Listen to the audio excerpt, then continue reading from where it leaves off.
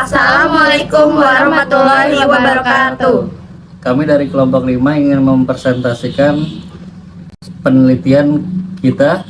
Saya Pradana Erlangga. Saya Yohanes Patikolin. Saya Azahra Zafazira. Saya Dita Disti. Saya Horiko Trunada. Saya akan menjelaskan latar belakang dari penelitian kita. Perkembangan teknologi digital telah mengubah pola belanja masyarakat dari konvensional menjadi online. Hal ini mendorong pertumbuhan e-commerce di Indonesia, di mana Shopee menjadi salah satu platform yang banyak digunakan untuk membeli berbagai produk, termasuk produk fashion seperti Colorbox. Dalam persaingan bisnis online yang semakin ketat, perusahaan perlu memahami faktor-faktor yang mempengaruhi keputusan pembelian konsumen. Kualitas pelayanan digital menjadi salah satu faktor penting karena dapat meningkatkan kenyamanan, kemudahan, serta kepercayaan konsumen dalam melakukan transaksi secara online. Selain kualitas pelayanan digital, harga juga menjadi pertimbangan utama konsumen dalam memilih produk. Konsumen cenderung membandingkan harga dengan manfaat dan kualitas yang diperoleh sebelum memutuskan untuk melakukan pembelian.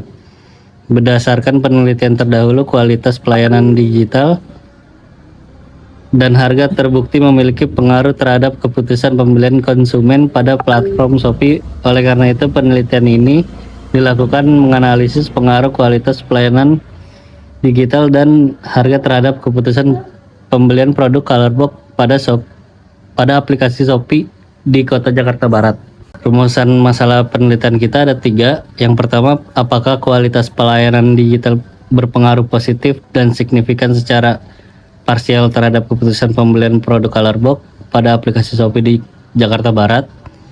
Yang kedua, harga berpengaruh positif dan signifikan secara parsial terhadap keputusan pembelian produk Colorbox pada aplikasi Shopee di Jakarta Barat. Yang ketiga, apakah kualitas pelayanan digital dan harga berpengaruh positif dan signifikan secara simultan terhadap keputusan pembelian produk Colorbox pada aplikasi Shopee di Jakarta Barat. Yang berikutnya bagian kerangka berpikir. Kerangka berpikir pada X1 itu kualitas pelayanan digital berpengaruh terhadap Y, yaitu keputusan pembelian. Lalu X2-nya harga berpengaruh terhadap keputusan pembelian, yaitu Y. Berikut hipotesis. Bagian hipotesis H01 diduga kualitas pelayanan digital tidak berpengaruh positif dan signifikan secara parsial terhadap keputusan pembelian produk Colorbox pada aplikasi Shopee di Jakarta Barat. HA1 diduga kualitas pelayanan digital berpengaruh positif dan signifikan secara parsial terhadap keputusan pembelian produk Colorbox pada aplikasi Shopee. H02 diduga harga tidak berpengaruh positif dan signifikan secara parsial terhadap keputusan pembelian produk Colorbox pada aplikasi Shopee. HA2 diduga harga berpengaruh positif dan signifikan secara parsial terhadap keputusan pembelian produk Colorbox pada aplikasi Shopee. H03 diduga kualitas pelayanan dan harga tidak berpengaruh positif dan signifikan secara simultan terhadap keputusan pembelian produk Colorbox pada aplikasi Shopee. HA3 diduga kualitas pelayanan digital dan harga berpengaruh positif dan signifikan secara simultan terhadap keputusan pembelian produk Colorbox pada aplikasi Shopee. Selanjutnya, deskripsi konseptual. Yang pertama, kualitas pelayanan menurut Dayar et al. 2025 merupakan tingkat seberapa baik suatu layanan harapan dan kebutuhan masyarakat dalam berbagai hal seperti kecepatan, suara, presisi, kenyamanan, dan sikap staf. Layanan yang baik dapat meningkatkan kepuasan masyarakat, membangun loyalitas, dan menciptakan citra positif bagi penyedia layanan. Yang kedua, ada harga. Harga menurut Hidayat 2022 merupakan tagihan jumlah atau suatu barang, yaitu produk atau jasa. Yang ketiga, ada keputusan pembelian menurut Sari 2021, yaitu pemilihan dari 2 atau lebih alternatif Pilihan keputusan pembelian artinya bahwa seseorang bisa membuat keputusan harus tersedia beberapa alternatif pilihan. Keputusan untuk membeli bisa mengarah pada bagaimana proses dalam pengambilan keputusan tersebut itu dilakukan. Keputusan pembelian konsumen dipengaruhi oleh perilaku konsumen. Berikutnya ada metode penelitian. Yang pertama itu ada populasi dan sampel. Populasi yaitu seluruh pelanggan color box di wilayah Jakarta Barat. Yang kedua ada sampel. Sampelnya itu menggunakan 87 responden dengan teknik pengambilan sampel menggunakan non-probability sampling dengan metode purposive sampling dengan menggunakan teori Hare et al. 2013. Selanjutnya ada data dan teknik pengumpulan data. Datanya menggunakan data primer dan data sekunder. Tekniknya menggunakan kuesioner, wawancara, observasi, dokumentasi, studi pustaka. Selanjutnya ada skala menggunakan skala Likert dari 1 sampai 5. Selanjutnya ada teknik analisis data. Uji asumsi klasik menggunakan uji normalitas, uji heteroskedastisitas, dan uji multikolinearitas. Selanjutnya ada analisis linier berganda menggunakan rumus Y sama dengan A plus B1 X1 ditambah B2 X2 plus E. Uji hipotesis menggunakan uji T parsial dan uji F simultan. Selanjutnya ada uji koefisien determinasi menggunakan parsial dan simultan. Selanjutnya itu ada indikator dari penelitian kami, yaitu ada dari variabel X1 kualitas pelayanan digital, ada security, communication, reliability, dan responsiveness. Yang kedua itu ada harga, keterjangkauan harga, kesesuaian harga dengan kualitas produk, daya saing harga, kesesuaian harga dengan manfaat. Yang dari variabel Y itu ada keputusan pembelian. Yang pertama ada pengenalan kebutuhan, pencarian informasi, evaluasi alternatif, keputusan membeli, perilaku pasca pembelian. Selanjutnya, hasil penelitian kami uji validitas.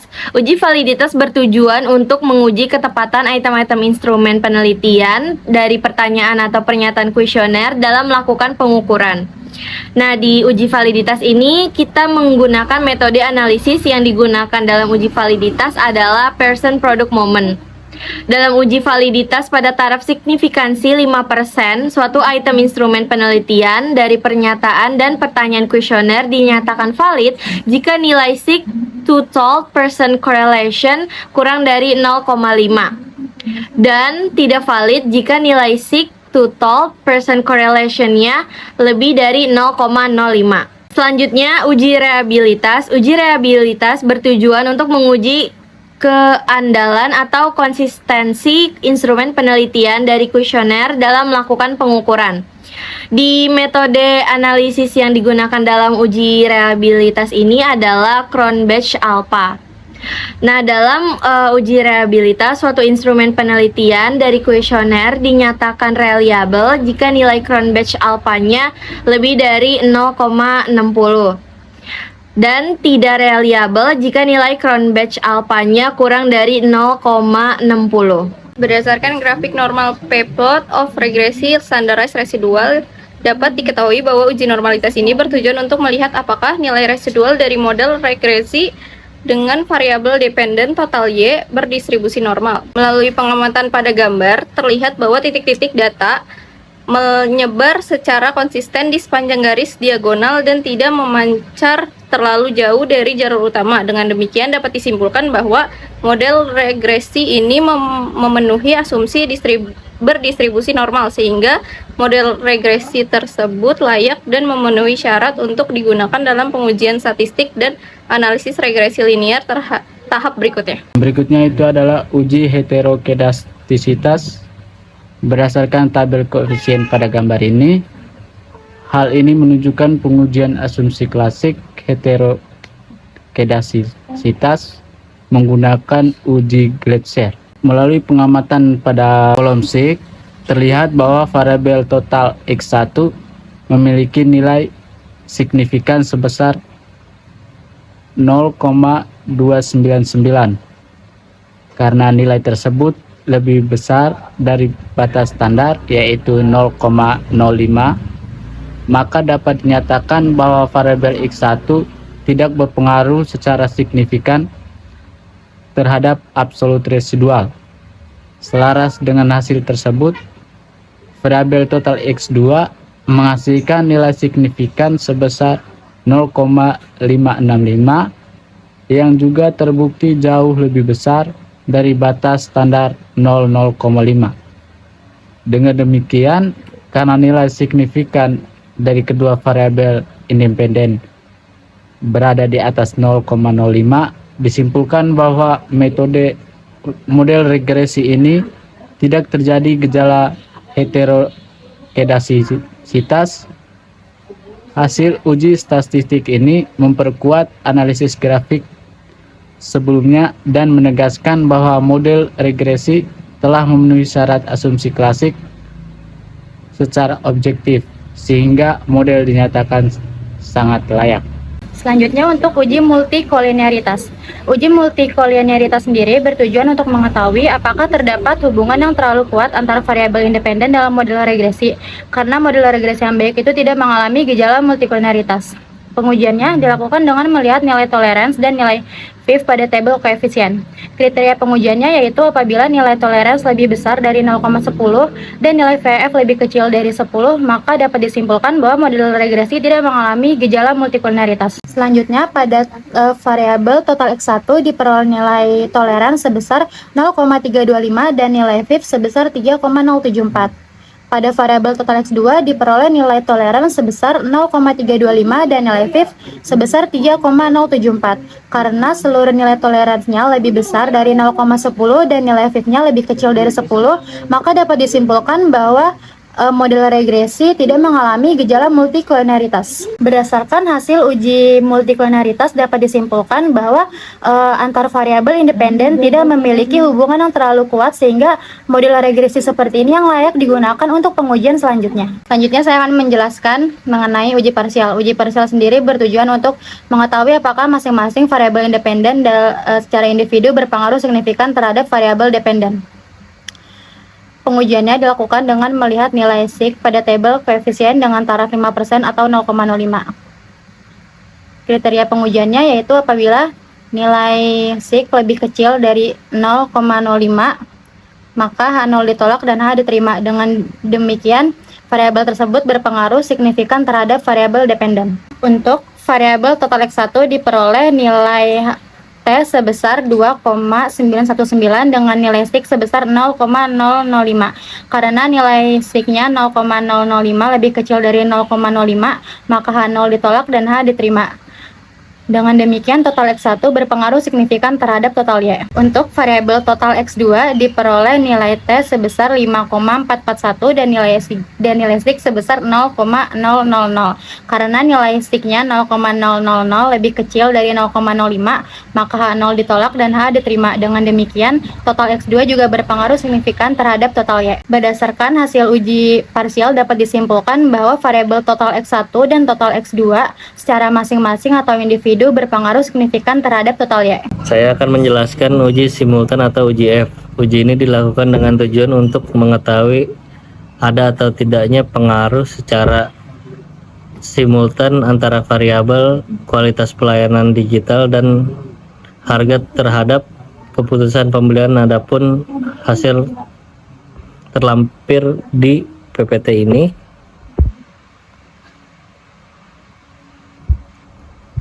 uji simultan atau uji F dapat dilihat melalui tabel ANOVA untuk menguji hipotesis ketiga atau H3 karena nilai signifikan 0,000 kurang dari 0,05, maka HO3 ditolak dan HA3 diterima. Dengan demikian dapat dinyatakan bahwa terdapat pengaruh simultan yang signifikan dari kualitas pelayanan digital dan harga terhadap keputusan pembelian. Hal ini menunjukkan bahwa kombinasi kedua variabel independen tersebut merupakan predikator yang valid dalam menjelaskan variasi naik turunnya tingkat keputusan pembelian. Lalu saya akan menjelaskan uji koefisien determinasi atau parsial T.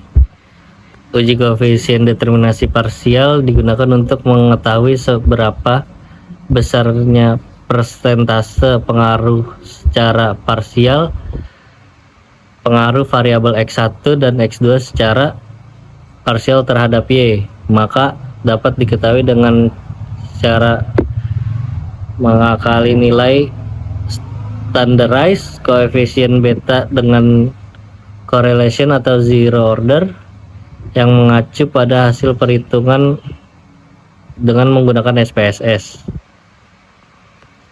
Untuk cara menghitungnya, yang pertama, pengaruh kualitas digital terhadap keputusan pembelian, rumusnya R2 X1 sama dengan beta dikali zero order. Untuk betanya 0,305 dikali zero ordernya 0,772 menjadi 0,2355, kita bulatkan jadi 0,23, lalu dipresentasikan jadi 23%.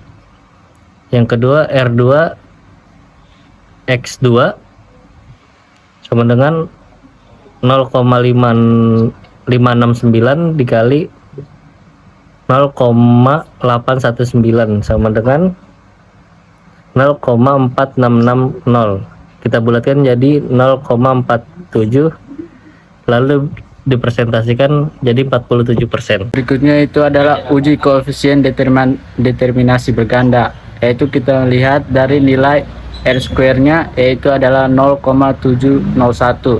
Jika dibulatkan menjadi persen, yaitu menjadi 70%. Untuk menghitung koefisien determinasi berganda itu menggunakan rumus R kuadrat sama dengan R kuadrat X1 tambah R kuadrat X2, yang dimana 23% ditambah 47%, hasilnya yaitu 70%, yaitu pengaruh kualitas pelayanan digital dan harga secara simultan terhadap keputusan pembelian produk itu sebesar 70%, yang dimana 23% berasal dari pengaruh parsial kualitas pelayanan digital dan 47% berasal dari pengaruh parsial harga, sedangkan 30%-nya itu pengaruh dari faktor-faktor lain. Yang berikutnya adalah uji koefisien regresi. Dari tabel koefisien di atas diperoleh A-nya itu 7,541, B1 sama dengan 0,379 dan B2 itu sama dengan 0,684. Sehingga persamaan regresi linear berganda adalah Y sama dengan A tambah B1 X1 tambah B X2 sama dengan 7,541 tambah 0,379 tambah 0,684. Maka konstanta A sama dengan 7,541 menyatakan tanpa ada kualitas pelayanan digital dan harga, maka keputusan pembelian akan sebesar 7,541. Koefisien regresi B1 sama dengan 0,739 menyatakan jika kualitas pelayanan digital bertambah satu satuan sedangkan harga tetap, maka akan meningkatkan keputusan pembelian sebesar 0,379. Yang ketiga, koefisien regresi B2. Selanjutnya untuk kesimpulan, yang pertama, kualitas pelayanan digital berpengaruh positif dan signifikan terhadap keputusan pembelian produk Colorbox di Shopee dengan kontribusi sebesar 23%. Semakin baik keamanan, keandalan sistem, dan kecepatan layanan, semakin tinggi juga keputusan pembelian konsumen. Yang kedua, harga berpengaruh positif dan signifikan terhadap keputusan pembelian dengan kontribusi sebesar 47%. Harga yang terjangkau, sesuai kualitas, dan kompetitif menjadi faktor yang paling dominan dalam memengaruhi keputusan pembelian. Dan yang terakhir, kualitas pelayanan digital dan harga secara simultan berpengaruh positif dan signifikan terhadap keputusan pembelian produk Colorbox di Shopee. Kedua variabel tersebut memberikan kontribusi sebesar 70,1%, sedangkan 29,9% berpengaruh dipengaruhi oleh faktor lain di luar penelitian. Selanjutnya untuk saran, yang pertama, manajemen toko resmi Colorbox di Shopee disarankan untuk mempertahankan harga yang kompetitif secara meningkatkan kualitas pelayanan digital, terutama dalam kecepatan respon dan penanganan keluhan pelanggan. Dan yang kedua, konsumen diharapkan memanfaatkan fitur layanan digital Shopee dengan bijak, seperti membaca ulasan produk dan membandingkan harga atau promo sebelum melakukan pembelian. Lalu yang terakhir, peneliti selanjutnya disarankan untuk menambah variabel lain yang memengaruhi keputusan pembelian serta memperluas jumlah sampel dan wilayah penelitian agar hasil yang diperoleh lebih komprehensif. Sekian dari kelompok kami, kurang lebihnya mohon maaf. Wassalamualaikum warahmatullahi wabarakatuh.